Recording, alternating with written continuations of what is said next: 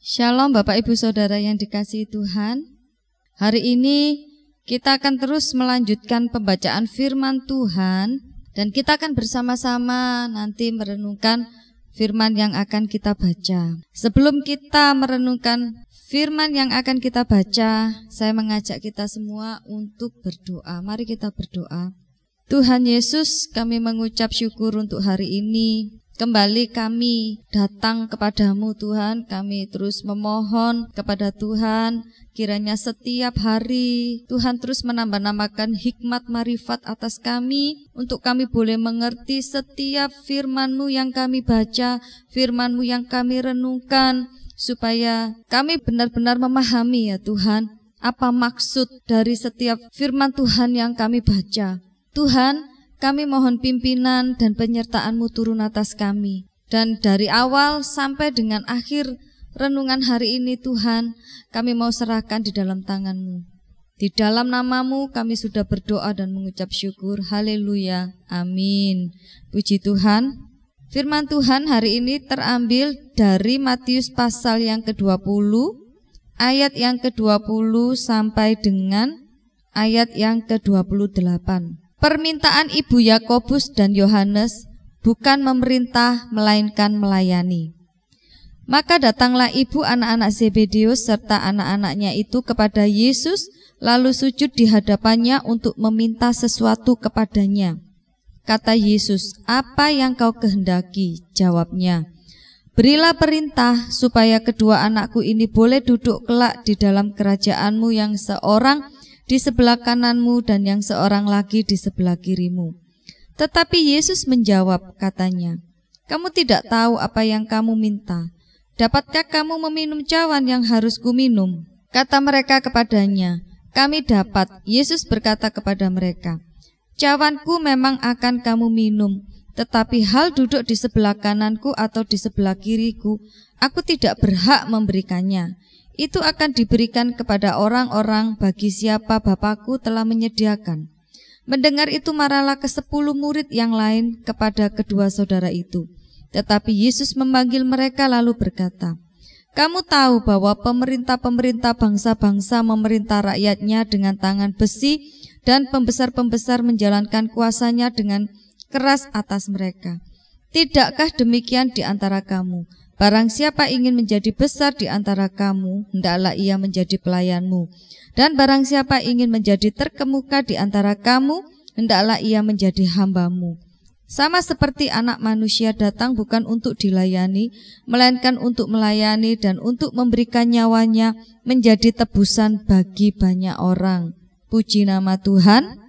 Saya akan memberikan tema renungan kita hari ini, yaitu bagaimana sikap seharusnya sebagai seorang pelayan Tuhan. Di dalam setiap pelayanannya, Tuhan Yesus sering mengajarkan tentang kerajaan Allah. Tuhan Yesus juga selalu mengajarkan bahwa Tuhan Yesuslah yang jadi raja di masa kekekalan nanti.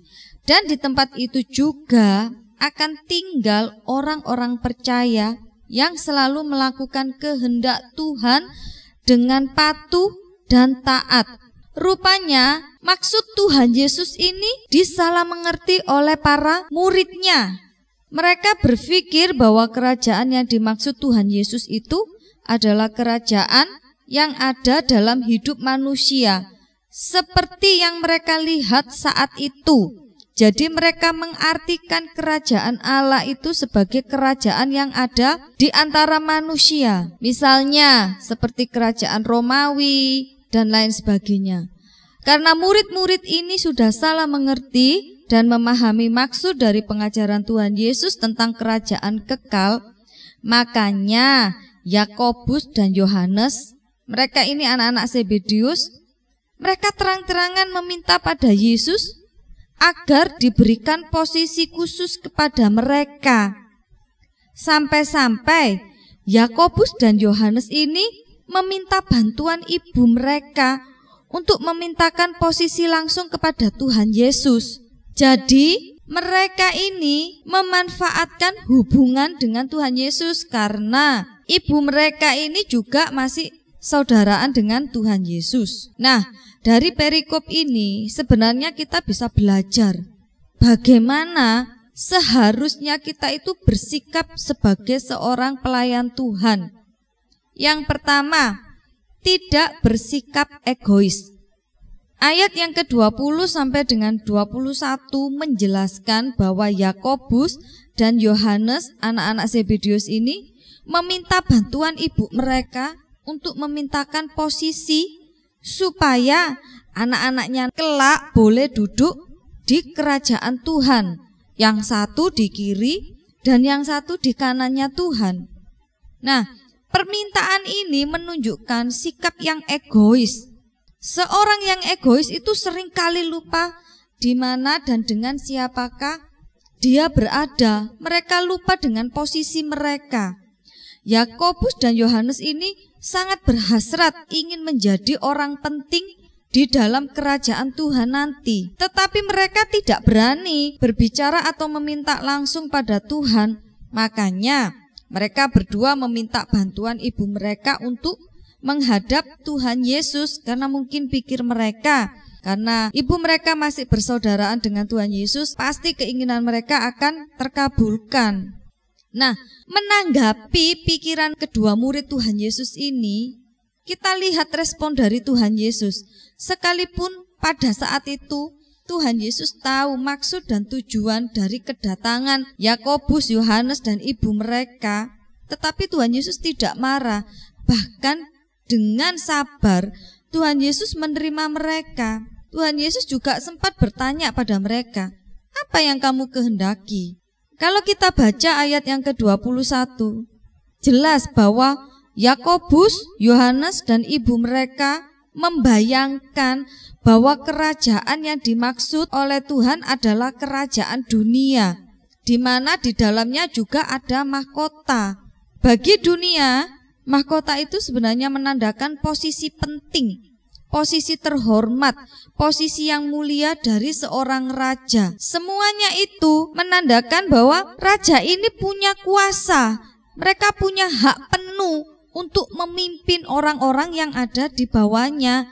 Dan menurut bayangan Yohanes dan Yakobus ini, kalau bisa duduk di sebelah kanan dan kiri seorang raja, pasti dia akan dipandang terhormat dan termulia bagi orang-orang yang di sekitar mereka. Mereka pasti bangga. Inilah sikap egois mereka. Di balik permintaan kedua murid ini yang disampaikan melalui ibu mereka kepada Tuhan Yesus, sebenarnya tersembunyi suatu kesombongan dan sikap mementingkan diri sendiri dan keinginan untuk memiliki kedudukan yang lebih tinggi di antara para murid yang lainnya. Mereka ini sangat egois dengan semua keinginan mereka. Padahal untuk bisa menjadi seorang murid Tuhan harusnya bisa bersikap untuk tidak egois, tidak mementingkan keinginan diri sendiri, tetapi tidak dengan Yakobus dan Yohanes pada saat itu. Mereka lebih mementingkan keinginan diri mereka sendiri. Dan mari kita lihat yang kedua. Bagaimana seharusnya kita bersikap sebagai seorang pelayan Tuhan. Yang kedua adalah siap pikul salib dalam melayani Tuhan. Ayat yang ke-22 sampai 23, Tuhan Yesus tahu bahwa permintaan itu adalah permintaan Yakobus dan Yohanes. Maka dari itu Tuhan Yesus berkata kepada mereka berdua, kamu tidak tahu apa yang kamu minta. Sebenarnya dari kata-kata Tuhan Yesus ini, Tuhan Yesus itu mau menjelaskan bahwa untuk bisa duduk di sampingnya, setiap orang percaya termasuk murid Tuhan Yesus ini harus siap dan mau menanggung beban atau memikul salib sebagai pengikutnya Tuhan Yesus. Mereka berpikir bahwa kerajaan yang dimaksud Tuhan Yesus adalah kerajaan duniawi yang bisa dengan seenaknya mereka minta pada Tuhan Yesus. Makanya saat itu Tuhan Yesus balik bertanya, dapatkah kamu meminum cawan yang harus kuminum?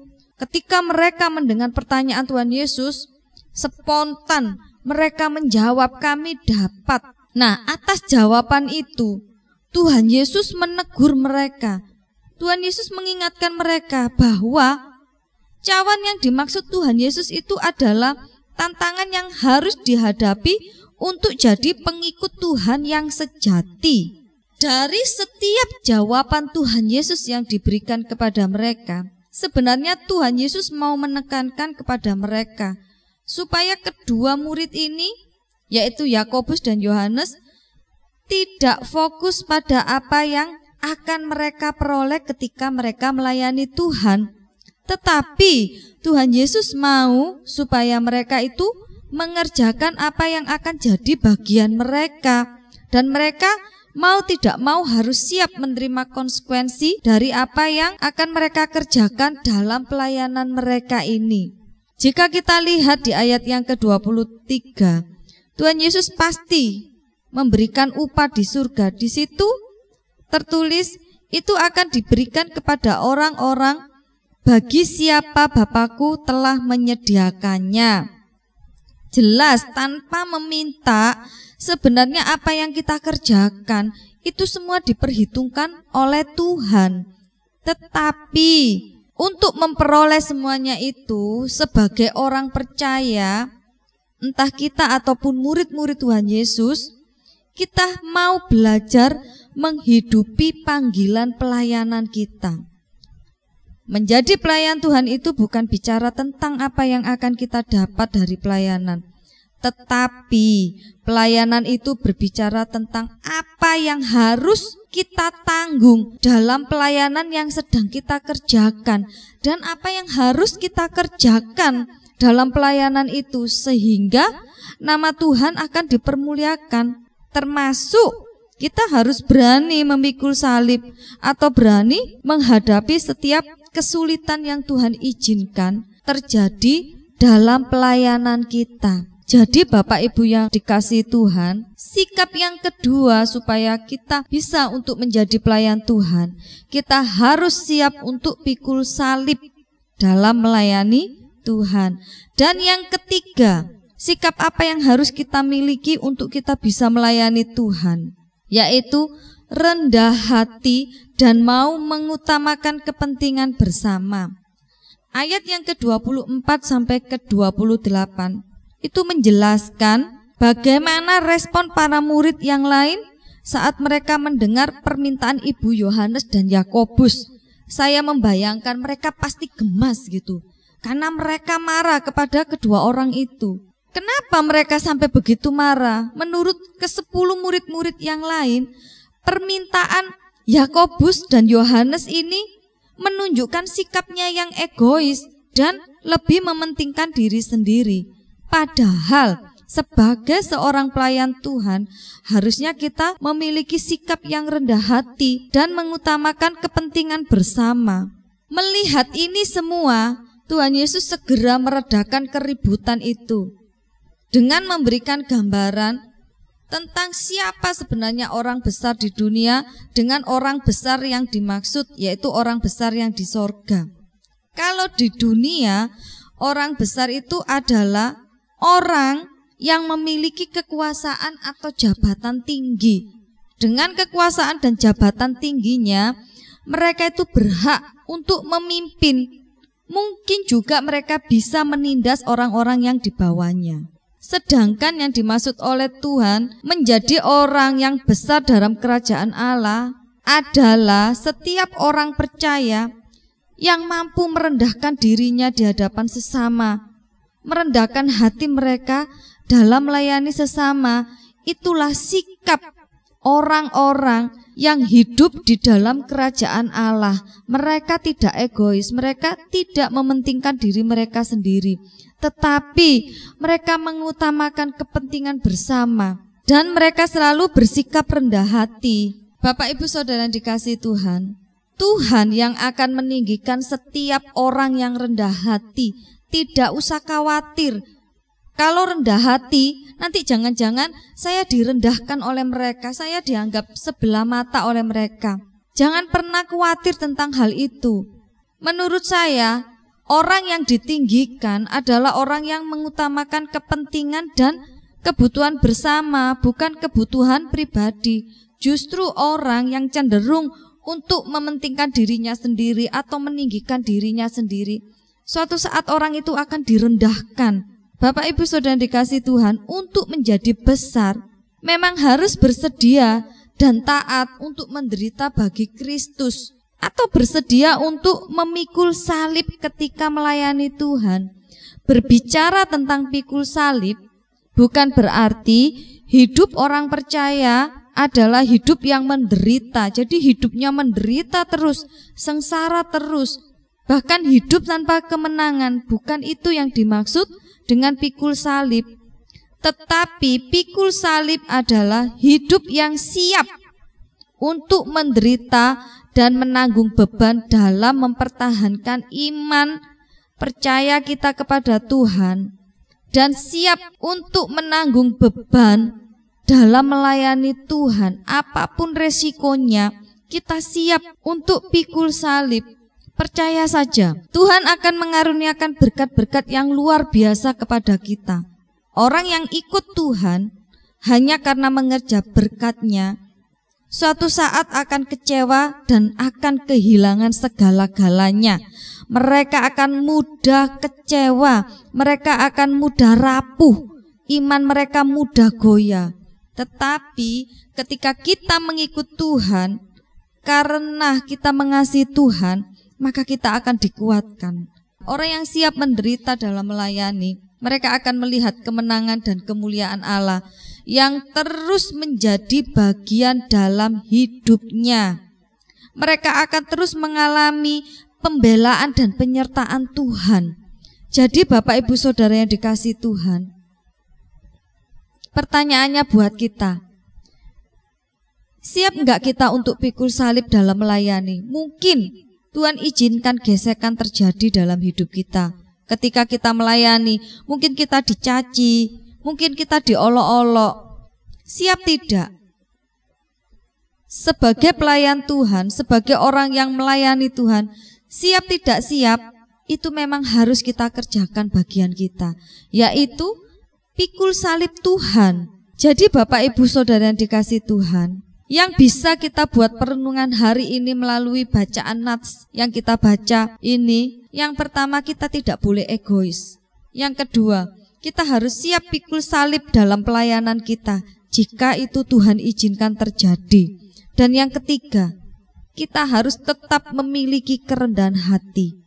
Melayani Tuhan itu bukan berbicara tentang apa saja keuntungan yang akan kita dapat, tetapi melayani Tuhan itu berbicara tentang apa yang harus kita kerjakan, apa yang harus kita lakukan, serta apa yang akan kita alami dan kita tanggung saat melayani Tuhan.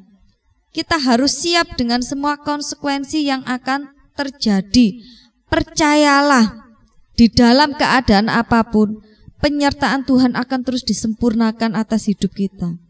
Bapak Ibu Saudara yang dikasihi Tuhan, melayani Tuhan itu saya pikir tidak hanya dilakukan di dalam gereja, tetapi dimanapun kita berada dan apapun profesi kita, kita tetap bisa melayani Tuhan dengan cara menjaga sikap kita, sehingga dimanapun kita berada, kita bisa menjadi berkat untuk sesama kita.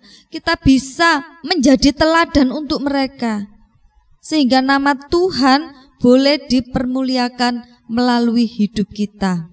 Saya menggambarkan kehidupan orang percaya itu seperti ikan di dalam akuarium. Kanan, kiri, atas, bawah semua terlihat, karena tembok-temboknya terbuat dari kaca. Begitu juga hidup kita. Sebagai seorang yang mengasihi Tuhan, sebagai seorang yang melayani Tuhan, kita itu tidak luput dari penilaian orang. Jadi yang terpenting buat kita saat ini, kerjakan pelayanan kita dengan memiliki sikap yang tidak egois, dengan memiliki sikap yang rendah hati, dan siap tidak siap kita harus berani untuk memikul salib. Karena saya percaya ketika kita mengambil komitmen untuk melayani Tuhan, melalui apa saja, melalui pekerjaan atau apa yang kita miliki, saya percaya di situ Tuhan yang akan menjadi kekuatan dan penolong atas hidup kita. Demikian yang bisa saya sampaikan.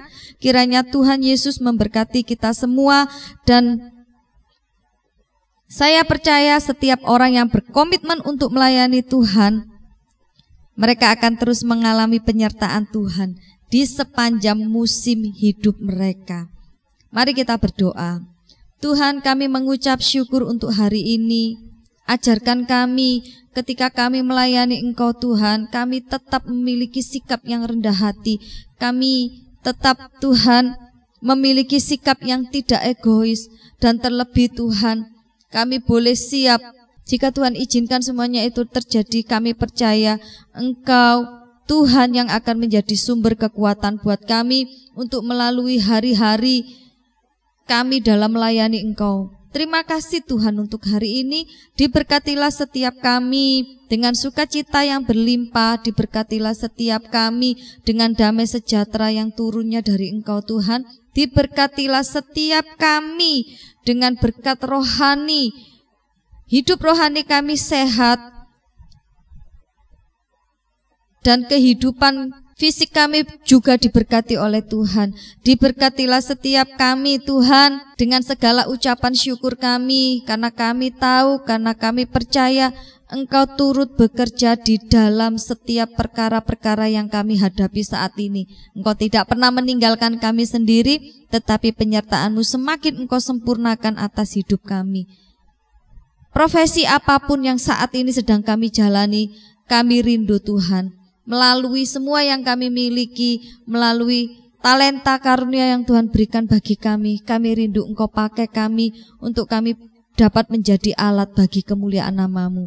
Terima kasih Tuhan, terima kasih.